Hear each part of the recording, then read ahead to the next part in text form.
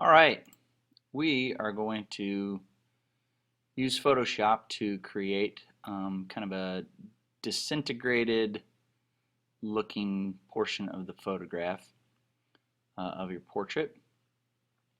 That'll look something like this, or it can look something like this, depending upon whether you want it to be more pixelated and geometric or a little more freeform. So I'm going to start by getting rid of all of these layers so that I have a clean slate to work with.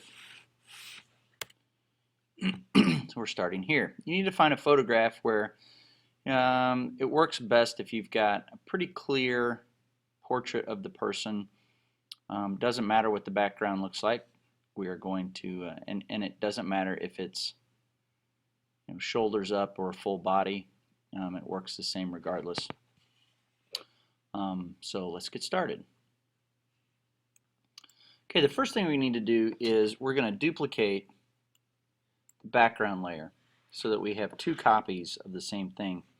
And that happens by holding the command button down on your keyboard and typing the letter J. So now I've got a clean copy that if everything goes wrong, I can go back to where I started. We're going to end up probably not seeing this background layer when we're done. And then I've got my working copy. This is where we're going to begin. So what I want to do here is I want to try to get rid of her. And the easiest way to get rid of her as seamlessly as possible. So I'm going to take my rectangular marquee tool and I'm going to draw a rectangle around her. And I'm going to get rid of, I didn't get quite enough here, I want to get rid of all that hair, so I'm going to do it again. So I get my marching ants, I'm going to go up to Edit and Fill, and it asks me what I want to fill it with, and I'm going to select the one, if it's not already there, I'm going to select Content Aware. And what that's going to do is it's going to sample from the stuff around it, and it's going to fill her in with background type stuff. So now she's gone, and I hit Command D, gets rid of the marching ants, and so there's my background. And if I turn that off, there's my clean copy. Alright, so the next step, what I'm going to do is I'm going to switch back to the background layer. I'm going to turn the eyeball of layer 1 off here so that I can see her again. And now I'm going to make a selection using the quick select tool. And it's nice if it's perfect, but I'm not going to sweat every single hair because when I'm done I'm not going to see it anyway. So I'm going to make a selection of her,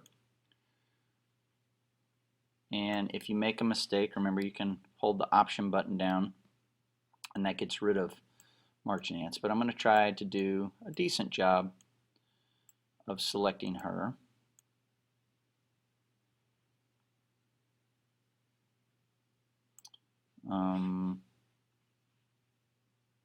And when I'm done I'll come right back. Alright, I'm done with my selection.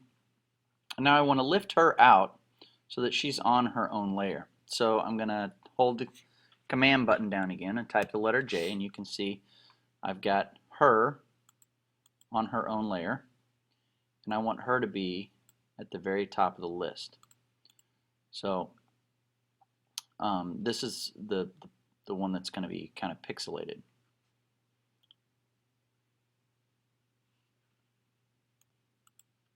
I actually need two of her exactly the same, and so now that I have her on her own layer, I can Command J, and I've got two of her. So I'm going to label this one distorted, and I'm going to label this one clean copy, and I'm going to label this one background.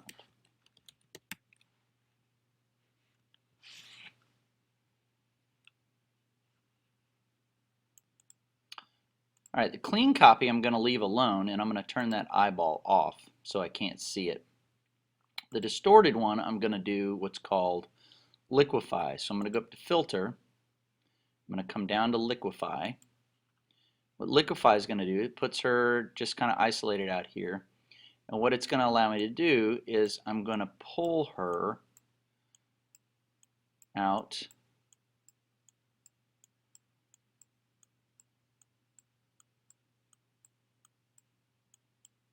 away from, I'm going to try to pull it pretty much all the way to the edge of the checkerboard here.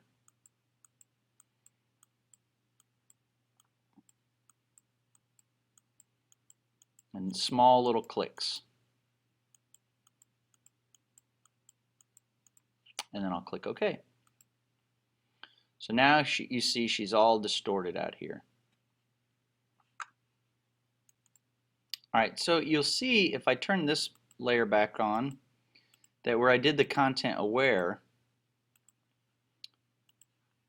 it's really noticeable that I've cut her out, and because I didn't draw every single hair, it looks like I've cut her out, and because of the way that the background is kind of done the content aware, that's a problem. So what I'm gonna do now is try to make that better. So I'm gonna switch to this gray background layer, the thing that I did the content aware on, and I'm gonna do what's called a layer mask, and that's the little rectangle with the circle on it. And you'll see it puts a white rectangle right here. And what I'm going to do is that layer mask allows me to lift up or put back places, erase or add things to the composition. It gives me some control without deleting it. I could just erase the gray part that I don't want, but I want to have the option to put it back if I go too far. When I use the layer mask, what I want to do is I'm going to select a brush. That's the 1, 2, 3, 4, 5, 6, 7, 8th tool down, and I'm going to go up here. I'm going to turn it. I'm going to make sure it's one of the round plane brushes. Hardness is set at 0. I'm going to control the size of it with my bracket keys. Make it a little bit larger. You know what I'm doing?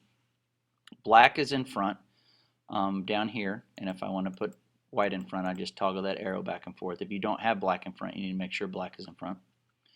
And all I'm going to do is I'm going to start to go along her edge, and you'll see that that hard edge that I had before along the side of her hair goes away. And so I'm just going to come over here, and you'll see over here on the layer mask I'm laying down this black stuff. What that's doing is applying the mask. So I'm getting rid of that hard edge that I made, and I'm probably going to do this whole side over here just so that it looks natural. I'm going to stay away from this liquid edge that I did over here. So that's pretty good. Time to move on to pixelating her. Our other two layers, we're going to work with layer masks as well. So I'm going to do essentially what I did to the background. To start with, I'm going to click on the distorted layer, and I'm going to click on the white rectangle with the dark center. That puts down a layer mask there, and I'm going to put on a layer mask to the clean copy. The difference between them, I'm going to make sure I click on that little rectangle or the layer mask, and I'm going to pick up my paint bucket tool, and I'm making sure that the black is in front. I'm going to paint that so that this is solid. You'll notice my layer mask is completely solid now. So what that's doing is it is making the distorted one disappear. And the clean copy up here is still visible because my layer mask here is still white. And so we're going to work on the clean copy first. So go ahead and change layers to the clean copy. And I'm going to make sure that I have clicked on the layer mask. See, I don't want the rectangle to be around the photo. That means I'm editing the photo. I want to be editing the layer mask. And then we're going to go grab the brush over here, and you're going to have to load some brushes. Now what we're about to do works with any brush that you select. We're going to start off just by using real simple squares, and it's going to look kind of pixelated. So I'm going to click on this little cog up here in the corner of the layers, and I'm going to tell it to load the square brushes. It'll ask, what do you want to do? Do you want to just open the squares, or do you want to append? Append means it's going to add it to the list over here. I'm going to click OK, or append, and you'll see it's added all these square brushes to my brush list. Alright, so what we're going to do is we're going to start punching holes in her with this square brush with our layer mask. I'm on the layer mask and this is set to black, and what that does is when I click, it basically punches a hole through to the background layer beyond. But I don't want to do all the same squares all the same directions, so I'm going to open my brush palette up. Move this over here where I can see it. Make it a little bit smaller.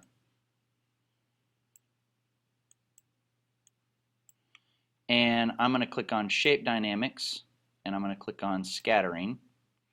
And what this is going to do is it's going to allow me to, you'll see down here what it'll do, it's going to allow me to change the angle of it randomly, and it's going to allow me to change the number in the count so that they're really scattered. So I'm going to close that now. So you'll see when I click now, they're kind of randomly scattered about, but I want to make sure that they change size as well. So I'm going to step back and undo all those.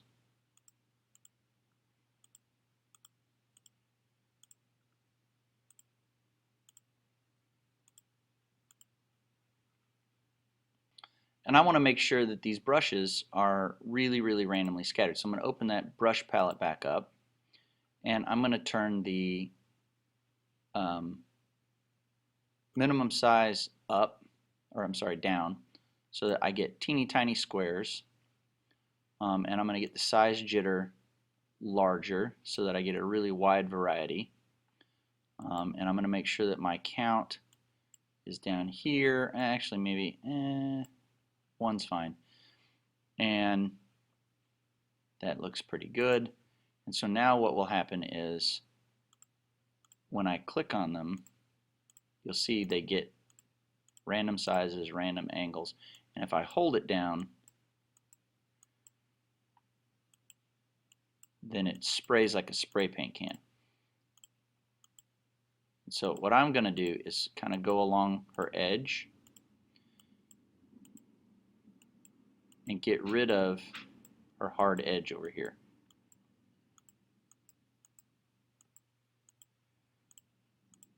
And if you don't like the way something just laid, where you just put one, you can Command Z and undo it. But I'm just trying to nibble away at her edge over here. So she's done, that part's done.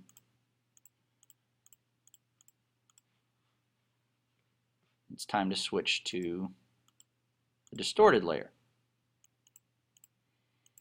Okay, when we go to the distorted layer, we're going to do the exact opposite of what we did. If you look right here on the layer mask, we laid down little black squares. This time we're going to take up little black squares. So right here, I'm going to toggle this so that the white is in front. I'm on the layer mask on the distorted layer. And so now when I click, you see it's laying down random squares. I'll downsize my brush a little bit.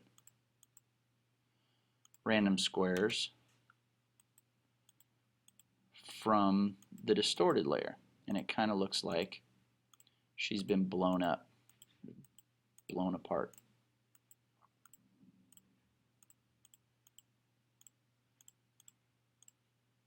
Now, the cool thing that I'm going to try to do, you can change the density if you want,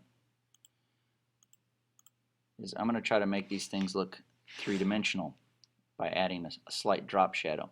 So the last thing that we're going to do before we call her done is we're going to click on the FX button, and we're going to go down to drop shadow.